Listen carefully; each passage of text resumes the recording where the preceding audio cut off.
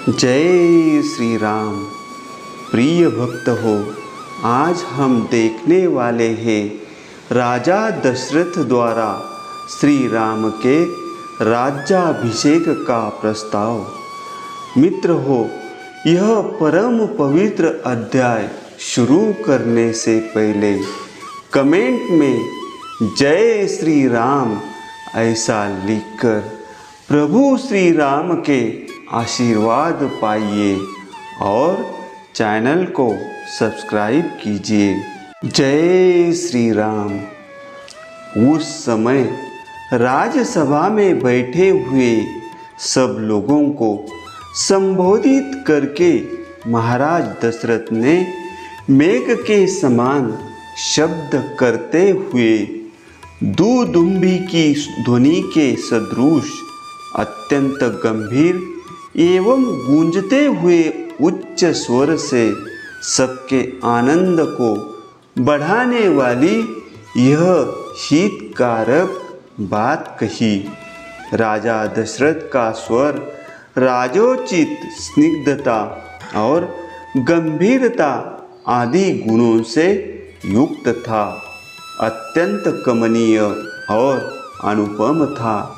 वे उस अद्भुत रसमय स्वर से समस्त नरेशों को संबोधित करके बोले, सज्जन हो, आप लोगों को यह तो विदित ही है कि मेरे पूर्वज राजाधिराजों ने इस श्रेष्ठ राज्य का, यहाँ की प्रजा का किस प्रकार पुत्र की भांति पालन किया था। समस्त इक्ष्वाकुवंशी नरेशों ने जिसका प्रतिपालन किया है, उस सुख भोगने के योग्य संपूर्ण जगत को अब मैं कल्याण का भागी बनाना चाहता हूँ। मेरे पूर्वज जिस मार्ग पर चलते आए हैं, उसी का अनुसरण करते हुए मैंने भी सदा जागरूक रहकर समस्त प्रजाजनों की यथाशक्ति रक्षा की है। समस्त संसार का हित साधन करते हुए मैंने इस शरीर को श्वेत राज छत्र की छाया में बूढ़ा किया है।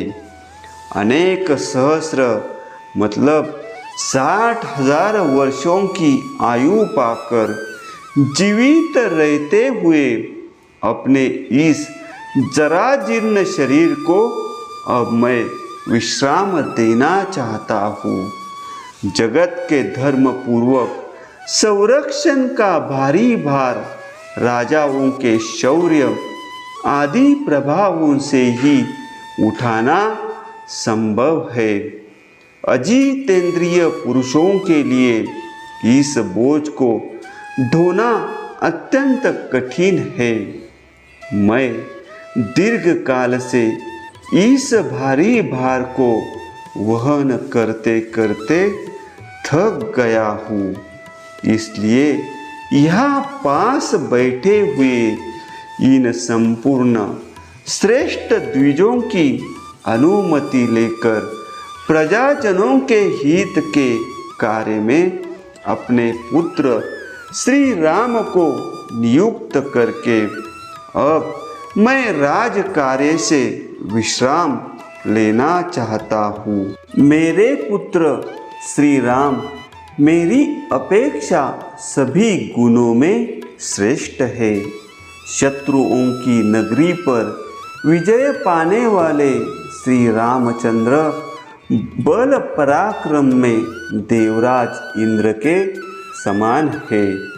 पुष्य नक्षत्र से युक्त चंद्रमा की भांति समस्त कार्यों के साधन में कुशल तथा धर्मात्माओं में श्रेष्ठ उन पुरुष शिरोमणि श्री रामचंद्र को मैं कल प्रातःकाल पुष्य नक्षत्र में युवराज के पद पर नियुक्त करूँगा। लक्ष्मण के बड़े भाई श्रीमान राम आप लोगों के लिए योग्य स्वामी सिद्ध होंगे। उनके जैसे स्वामी से संपूर्ण त्रिलोकों की भी परम सनात हो सकती है। ये श्री राम कल्याण स्वरूप है। इनका शीघ्र ही अभिषेक करके मैं इस भूमंडल को तत्काल कल्याण का भागी बनाऊंगा।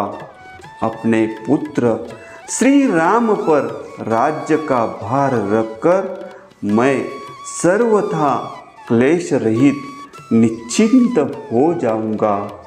यदि मेरा यह प्रस्ताव आप लोगों को अनुकूल जान पड़े और यदि मैंने यह अच्छी बात सोची हो तो आप लोग इसके लिए मुझे सहर्ष अनुमति दे अथवा यह बतावे कि मैं किस प्रकार से कार्य करूं।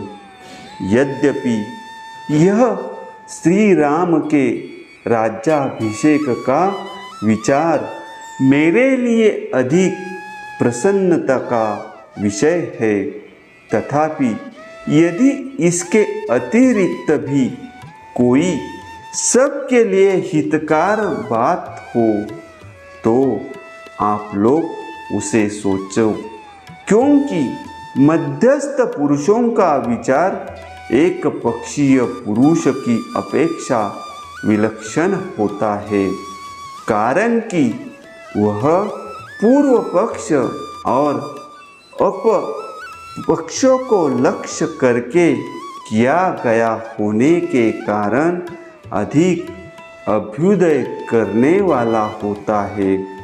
राजा दशरथ जब ऐसी बात कह रहे थे उस समय वहाँ उपस्थित नरेशों ने अत्यंत प्रसन्न होकर उन महाराज का उसी प्रकार अभिनंदन किया जैसे मोर मधुर केकराव फैलाते हुए वर्षा करने वाले महामेघ का अभिनंदन करते हैं। तत्पश्चात समस्त जन समुदाय की स्नेहमयी हर्ष ध्वनि सुनाई पड़ी। वह इतनी प्रबल थी कि समस्त पृथ्वी को कंपाती हुई सी जान पड़ी। धर्म और अर्थ के ज्ञाता महाराज दशरथ के अभिप्राय को पूर्ण रूप से जानकर संपूर्ण ब्राह्मण और सेनापति, नगर और जनपद के प्रधान व्यक्तियों के साथ मिलकर परस्पर सलाह करने के लिए बैठे और मन से सब कुछ समझकर जब वे एक निश्चय पर पहुंच गए तब बूढ़े राजा दशरथ से इस प्रकार बोले, पृथ्वीनाथ, आपकी अवस्था कई हजार वर्षों की हो गई। आप बूढ़े हो गए, अतः पृथ्वी के पालन में समर्थ अपने पुत्र श्री राम का अवश्य ही युवराज के पद पर अभिषेक कीजिए।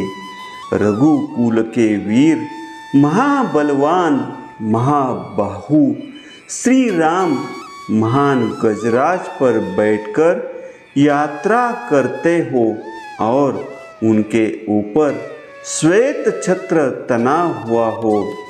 इन रूप में हम उनकी झांकी करना चाहते हैं, मतलब उनको देखना चाहते हैं।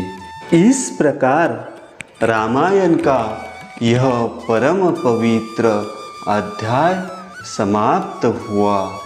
मित्र हो, अगला पवित्र अध्याय सुनने के लिए चैनल को सब्सक्राइब कीजिए और प्रभु श्री राम के आशीर्वाद पाने के लिए कमेंट में लिखिए जय श्री राम।